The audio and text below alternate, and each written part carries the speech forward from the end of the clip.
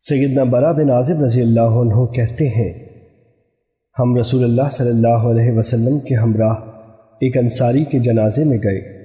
جب قبر پر پہنچے تو دیکھا کہ ابھی تک قبر تیار نہیں ہوئی تھی۔ رسول اللہ صلی اللہ علیہ وسلم بیٹھ گئے، ہم بھی آپ کے ارد گرد بیٹھ گئے۔ ایسے لگتا تھا کہ ہمارے سروں پر پرندے بیٹھے ہیں۔ آپ کے ہاتھ میں لکڑی تھی، اس کے ساتھ آپ زمین کو کریدنے لگ گئے۔ آپ نے سر اٹھایا اور 2-3 بار فرمایا، عذاب قبر سے اللہ کی پناہ مانگو۔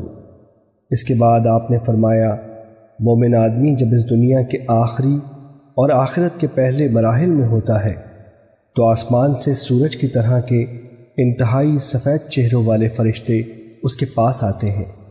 ان کے پاس جنت کا کفن اور خوشبو ہوتی ہے۔ وہ آ کر اس آدمی کی آنکھوں کے سامنے بیٹھ جاتے ہیں۔ اتنے میں موت کا فرشتہ آ کر اس کے سر کے قریب بیٹھ جاتا ہے اور کہتا ہے، اے پاکیزہ روح، اللہ کی بخشش اور رضامندی کی طرف نکل۔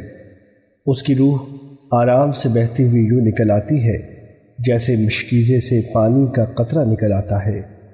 جنت کے فرشتے اس روح کو موت کے فرشتے کے ہاتھوں میں ایک لمحے کے لیے بھی نہیں رہنے دیتے، بلکہ وہ فوراً اسے وصول کر کے جنت والے کفن اور خوشبو میں لپیٹ دیتے ہیں۔ اس سے روئے زمین پر کستوری کی عمدہ ترین خوشبو جیسی مہک آتی ہے۔ فرشتے اسے لے کر اوپر جاتے ہیں اور وہ فرشتوں کی جس جماعت اور گروہ کے پاس سے گزرتے ہیں وہ پوچھتے ہیں، یہ پاکیزہ روح کس کی ہے؟ اسے دنیا میں جن بہترین ناموں سے پکارا جاتا تھا وہ فرشتے ان میں سے سب سے عمدہ نام لے کر بتاتے ہیں کہ یہ فلاں بن فلاں ہے، یہاں تک کہ وہ اسے پہلے آسمان تک لے جاتے ہیں اور اس کے لیے دروازہ کھلواتے ہیں۔ ان کے کہنے پر دروازہ کھول دیا جاتا ہے، پھر ہر آسمان کے مقرب فرشتے اس روح کو اوپر والے آسمان تک چھوڑ کر آتے ہیں۔ اس طرح اسے 7ویں آسمان تک لے جایا جاتا ہے۔ اللہ تعالیٰ فرماتا ہے، میرے بندے کے نامہ اعمال والی کتاب علیین میں لکھ دو اور اسے زمین کی طرف واپس لے جاؤ، کیونکہ میں نے اس کو اسی سے پیدا کیا ہے، اس لیے میں اس کو اسی میں لوٹاؤں گا اور پھر اس کو دوسری مرتبہ اسی سے نکالوں گا۔ آپ صلی اللہ علیہ وسلم نے فرمایا، پھر اس کی روح کو اس کے جسم میں لوٹا دیا جاتا ہے۔ اس کے پاس 2 فرشتے آتے ہیں اور اسے بٹھا کر اس سے پوچھتے ہیں، تیرا رب کون ہے؟ وہ کہتا ہے، میرا رب اللہ ہے۔ وہ کہتے ہیں، تیرا دین کیا ہے؟ وہ کہتا ہے، میرا دین اسلام ہے۔ وہ کہتے ہیں، یہ جو آدمی تمہارے اندر مبعوث کیا گیا تھا وہ کون ہے؟ وہ جواب دیتا ہے، وہ اللہ کے رسول ہیں۔ وہ کہتے ہیں، یہ باتیں تمہیں کیسے معلوم ہوئی؟ وہ کہتا ہے، میں نے اللہ کی کتاب پڑھی، اس پر ایمان لایا اور میں نے اس کی تصدیق کی۔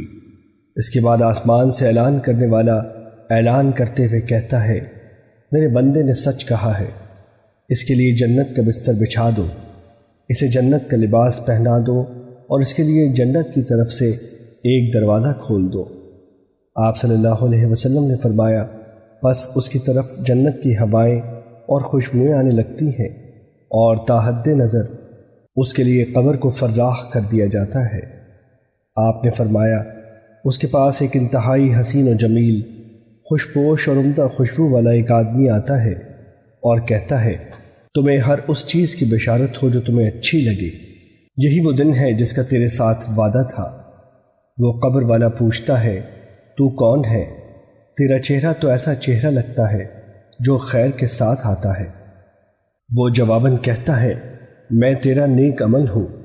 وہ کہتا ہے، اے میرے رب، قیامت قائم کر دے تاکہ میں اپنے اہل اور مال کی طرف لوٹ سکوں۔ آپ صلی اللہ علیہ وسلم نے فرمایا، کافر آدمی جب اس دنیا سے رخصت ہو کر آخرت کی طرف جا رہا ہوتا ہے تو آسمان سے سیاہ چہروں والے فرشتے آتے ہیں، ان کے پاس ٹاٹ ہوتے ہیں۔ وہ آ کر اس کے سامنے بیٹھ جاتے ہیں۔ اتنے میں موت کا فرشتہ آ کر اس کے سر کے قریب بیٹھ جاتا ہے اور کہتا ہے، اے خبیث روح، اللہ کے غصے اور ناراضگی کی طرف نکل آ۔ وہ اس کے جسم میں بکھر جاتی ہے۔ پھر فرشتہ اسے یوں کھینچتا ہے جیسے کانٹے دار سلاخ کو تر اون میں سے کھینچ کر نکالا جاتا ہے۔ جب فرشتہ اسے نکال لیتا ہے تو دوسرے فرشتے اس روح کو اس کے ہاتھ میں ایک لمحے کے لیے بھی نہیں رہنے دیتی، بلکہ وہ اسے فوراً ٹاٹوں میں لپیٹ دیتے ہیں۔ روئے زمین پر پائے جانے والی سب سے گندی بدبو اس سے آتی ہے۔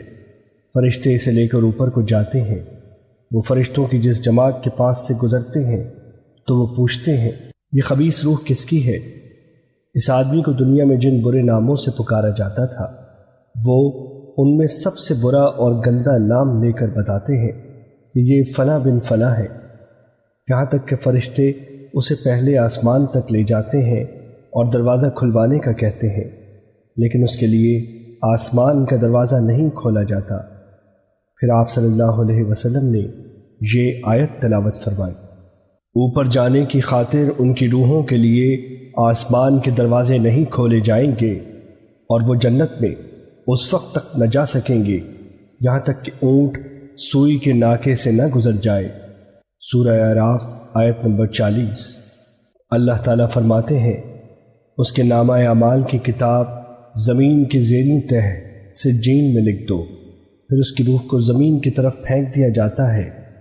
اس موقع پر آپ صلی اللہ علیہ وسلم نے یہ آیت تلاوت فرمائی، اور جو شخص اللہ کے ساتھ شریک ٹھہراتا ہے وہ گویا آسمان سے گر پڑا اور اسے پرندوں نے اچک لیا یا ہوا اسے اڑا کر دور دراز لے گئی۔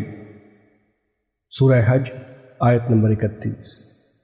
اس کے بعد اس کی روح کو اس کے جسم میں لوٹا دیا جاتا ہے اور دو فرشتے اس کے پاس پہنچ جاتے ہیں اور اسے بٹھا کر اس سے پوچھتے ہیں، تیرا رب کون ہے؟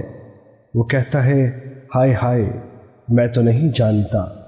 وہ پوچھتے ہیں، تیرا دین کیا ہے؟ وہ کہتا ہے، ہائے ہائے میں تو نہیں جانتا۔ وہ پوچھتے ہیں، یہ جو آدمی تمہارے اندر مبعوث کیا گیا تھا وہ کون ہے؟ وہ کہتا ہے، ہائے ہائے میں نہیں جانتا۔ آسمان سے اعلان کرنے والا اعلان کرتا ہے، یہ جھوٹا ہے، اس کے لیے جہنم کا بستر بچھا دو اور اس کے لیے جہنم کی طرف دروازہ کھول دو۔ بس وہاں سے اس کی طرف جہنم کی حرارت اور بدبو آنے لگتی ہے۔ اس کی قبر اس پر اس قدر تنگ کر دی جاتی ہے کہ اس کی پسلیاں ایک دوسرے میں گھس جاتی ہیں۔ ایک انتہائی بد شکل، بدصورت، گندے لباس والا بدبودار آدمی اس کے پاس آ کر کہتا ہے، تجھے ہر اس چیز کی بشارت ہو جو تجھے بری لگتی ہے، یہ وہی دن ہے کہ جس کا تجھ سے وعدہ کیا جاتا تھا۔ وہ پوچھتا ہے، تو کون ہے؟ تیرا چہرہ تو ایسا چہرہ ہے جو شر کے ساتھ آتا ہے۔ وہ کہتا ہے، میں تیرا برا عمل ہوں۔ وہ قبر والا کہتا ہے، اے میرے رب قیامت قائم نہ کرنا۔ حدیث نمبر 3028، مسند احمد۔ سیدنا کعب